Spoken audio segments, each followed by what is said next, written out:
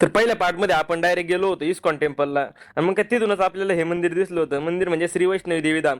तिथं आलो होतो आपण डायरेक्ट प्रणव आपण डायरेक्ट तिथं दर्शनाला. मग काय तिथं गेल्या गेल्या गणपती बाप्पाचं दर्शन घेतलं आणि आतमध्ये गेले लगेच दत्ताचं दर्शन घेतलं. दत्ताचं दर्शन घेऊन देवी दर्शन घेतलं.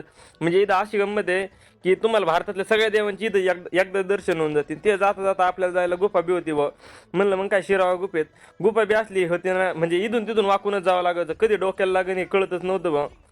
आणि जेवढे असतील का तुम्हाला सगळे देव एकाच जागेवर भेटतील बा दर्शनाला. अशी गंमत इथली. मग काय तिथून दर्शन घेत घेत निघलोच होतो.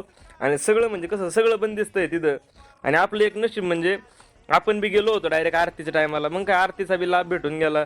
कधी नव्हतं, एक तर आपण आलोच नव्हतो त्याच्या आधी पण इथं. आणि इथं सगळं काम म्हणजे असं रिअल वाटतं डायरेक्ट. बघा लोकांना लागावं नाही त्याच्यामुळे पण तिथं विषा लावलेले आहेत. मग काय देवीचं आरती बिरती झाली होती. आरती वगैरे घेतली आणि डायरेक्ट गेलो आपण दर्शनाला.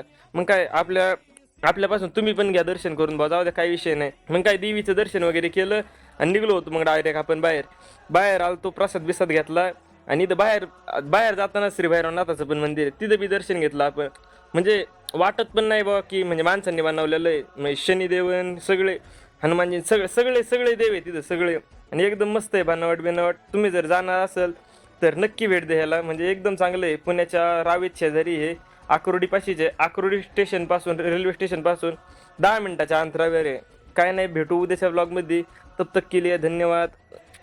भेटू उद्याच्याला.